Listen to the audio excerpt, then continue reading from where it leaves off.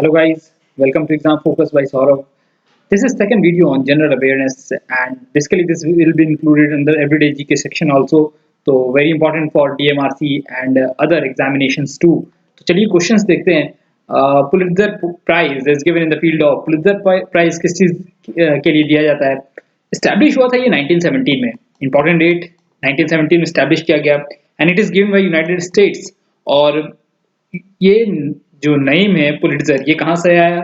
United states के एक publisher थे Joseph Pulitzer, JOSEPH, Joseph PULITZER, तो PULITZER पुलिट्जर उनके नाम पर ये दिया जाने लगा. और ये जो अवार्ड है ये दिया जाता है जर्नलिज्म या फिर लिटरेचर म्यूजिक इस फील्ड में. इसी तरीके से कुछ और भी अवार्ड होते हैं जैसे कि मेरिलिन अवार्ड. आप इस नाम को नहीं सुनेंगे ज्यादातर. मेरिलिन अवार्ड थोड़ा सा यूनिक है. ये दिया जाता है मैजिक के लिए, MAGIC, मैजिक, जादू के लिए. तो ये थोड़ा सा अलग टाइप का, इसलिए आपको ये याद रखना चाहिए. उसी तरह से अबेल प्राइज मैथमेटिक्स के लिए दिया जाता है. और अबेल प्राइज 2003 से शुरू हुआ है, दिया जाने लगा है. और उसी तरह से ऑस्कर तो आप जानते ही हैं, सबको पता है, लियोनार्डो डिकैप्रियो ने जीता. और जो ऑस्कर है 1929 से हर साल दिया जाता है. तो ये कुछ इंपॉर्टेंट प्राइजेस जो हैं आपको याद रखने चाहिए. Now which layer of atmosphere is ideal for flying aeroplanes.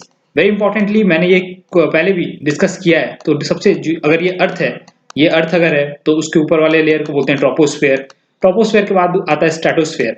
Stratosphere और ट्रोपोस्फेयर के बीच का जो रीजन होता है, दोनों का डिवाइडिंग रीजन, उसको बोलते हैं ट्रोपोस्पाउस. TROPO, ट्रोपोपाउस, AUSE, ट्रोपोपाउस. अच्छा देखिए, जो स्ट्रेटोस्फेयर है उसका जो निचला सतह होता है वो थोड़ा कूलर होता है और ऊपर का जो सतह होता है थोड़ा हॉट होता है. क्यों हॉट होता है? हॉट तो होता है लेकिन कई लोग बताते नहीं है हॉट क्यों होता है. देखिए यहाँ पर अल्ट्रावायलेट रेज जो है एब्जॉर्ब किया जाता है ओजोन के द्वारा. तो इसलिए जो यूवी रेज है वो इस रीजन को थोड़ा हॉट बनाता है. और इक्वेटर के ऊपर जो स्ट्रेटोस्फेयर की जो ऊंचाई होती है वो 18 किलोमीटर, और ये एक्सटेंड करता है पोल्स पर 50 किलोमीटर तक. तो ये इंपॉर्टेंट डेटा में भी काम आया. और CFC जो ओजोन होता है यहाँ पर उड़ता है, यहाँ पर होता है. और प्लेन्स भी इस एरिया में उड़ते हैं स्ट्रेटोस्फेयर में. क्यों उड़ते हैं? Because the air is still here. Air थोड़ा शांत होता है, ज्यादा हिंड्रेंस नहीं होता है एयर में. तो और उसके नीचे जो ट्रोपोस्फेयर है वहां पर एयर का हिंड्रेंस बहुत ज्यादा होता है, पैचेस होते हैं एयर के. तो ये फ्लाइट को स्टेबिलिटी प्रोवाइड नहीं कर पाता है. अच्छा, स्ट्रेटोस्फेयर के ऊपर आता है मेसोस्फेयर. तो इस तरह से लेयर डिवाइड होता है. Now moving to the next question. When did Alexander invaded India? Who were the ruler of Magad that time? Very important question. Alexander का इन्वेशन बहुत इंपॉर्टेंट है. Alexander आया था खैबर पास के थ्रू, खैबर पास. और इंडिया में वो आया 327 BC में. उस समय जो हमारे मगध के राजा थे धनानंद, नंद डायनेस्टी के आखिरी रूलर धनानंद. तो धनानंद बहुत पावरफुल रूलर थे. इनकी इन्फेंट्री, इनकी आर्मी बहुत बड़ी थी. इन्होंने कैवलरी भी स्टैब्लिश कर रखा था, घुड़सवार सैनिक जिसको बोलते हैं. अच्छा, जो अलेक्जेंडर आए थे 327 BC में वाया खैबर पास, वो पहले मिले पोरस से. पोरस को पुरुषोत्तम भी बोलते थे. कहा जाता है, ये भी एक कंट्रोवर्सी, उन्होंने पुरुषोत्तम को हराया या नहीं, ये कंट्रोवर्सी है. कुछ जगह पर आपको मिलेगा नहीं हराया, कुछ जगह पर मिला था हराया. बट एग्जैक्ट तो मैं नहीं बता सकता. बट हाँ, उन्होंने पोरस को मिले थे झेलम नदी के किनारे. उसके बाद उन्होंने आगे बढ़ा और फिर जो ब्यास नदी था, ब्यास नदी को हाइफेसिस बोलते थे, HYPSASIS, हाइफेसिस. वहां से फिर वो रिटर्न हो गए हैं और रिटर्न होकर फिर वापस पर्शिया की तरफ चले गए. उनके सबसे बड़े आर्मी थे, वो थे पर्शियंस, अलेक्जेंडर के. और उनको लगता था कि इंडिया जो है आखिरी छोर है वर्ल्ड का. तो इंडिया को कॉन्कर करना इसीलिए चाहते थे कि उन्होंने पूरा वर्ल्ड कॉन्कर कर लिया. मेन रीजन ये था. और उन्होंने मिला था धनानंद के डर से वो वापस चले गए थे. तो धनानंद उस समय रूलर थे.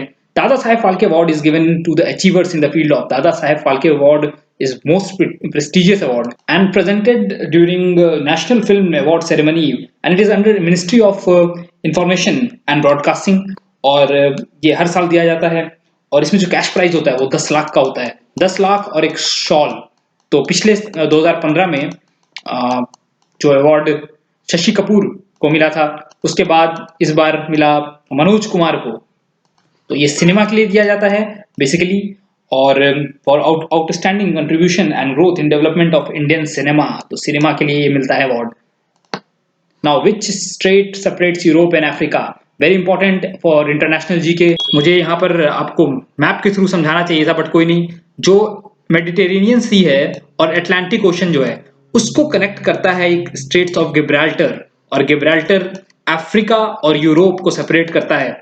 और देखिए अफ्रीका जो यूरोप का एरिया है, गिब्राल्टर और पेनिनसुलर स्पेन का जो रीजन आता है यहाँ ऊपर में, और उसके बाद ये सेपरेट करता है मोरक्को, जो अफ्रीका का मोरक्को का पार्ट जो है वो सेपरेट होता है गिब्राल्टर से, और क्यूटा, तो ये पार्ट सेपरेट होता है गिब्राल्टर के थ्रू, तो it separates Europe and Africa.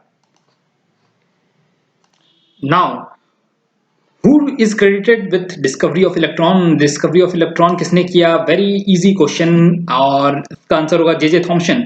तो जे जे थॉम्सन होना चाहिए, पी नहीं आएगा यहाँ पर, जे जे थॉम्सन। और इन्होंने किया था 1897, और इसके लिए इन्हें 1906 में नोबेल प्राइज दिया गया था for discovery of electron. Electron का चार्ज तो आप सबको पता होगा 1.6021 इंटू 10⁻⁻19, और जो यूनिट होता है कूलम, कूलम यूनिट में लिखते हैं। तो और अर्नेस्ट रूदरफोर्ड ने डिस्कवर किया था न्यूक्लियस। तो पहली बार इन्होंने 1911 में जो बॉम्बार्डिंग स्कैटरिंग के थ्रू पता किया था कि पहली बार उन्होंने बताया कि एटम के अंदर एक टाइनी न्यूक्लियस भी होता है। तो ये कॉन्सेप्ट आया रूदरफोर्ड के थ्रू। चलिए आगे देखते हैं। What is the script of Ashoka's inscription? तो अशोका इंस्क्रिप्शन में जो स्क्रिप्ट है वो क्या है?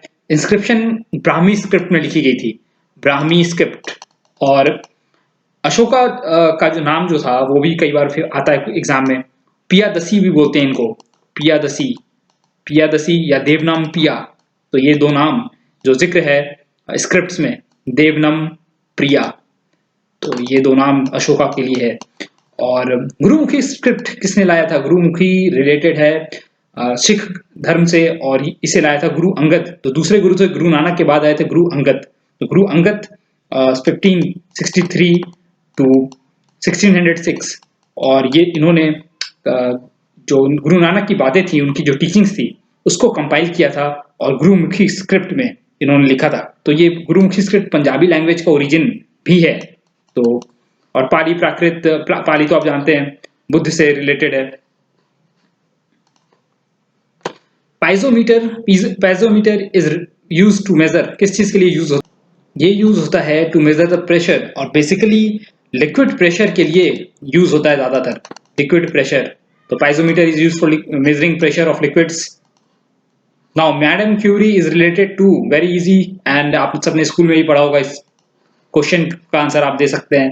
तो इसका आंसर होगा रेडियम। तो पोलोनियम और रेडियम, ये दो चीज जो है मैडम क्यूरी ने डिस्कवर किया था, और इन द ईयर 1898।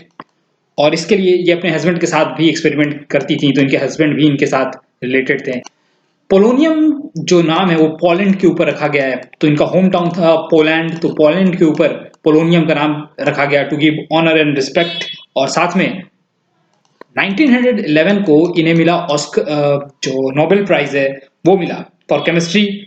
और ये एक ऐसी अकेली महिला थी मैडम क्यूरी जिन्हें 2 बार ऑस्कर मिला है। तो ये भी एक इंपॉर्टेंट, किनको मिला 2 बार ऑस्कर? तो मैडम क्यूरी को मिला।